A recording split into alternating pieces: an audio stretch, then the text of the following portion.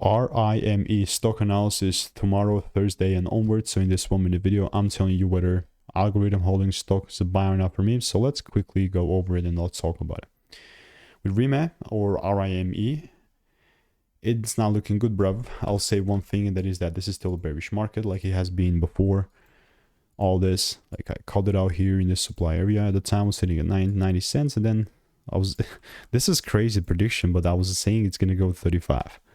That's like saying the price is gonna fall down 60%, and it actually did.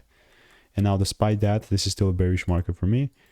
I'm not willing to trade this, but you know, when the price gapped up and whatnot, I was just saying, right, it's a bearish one for me.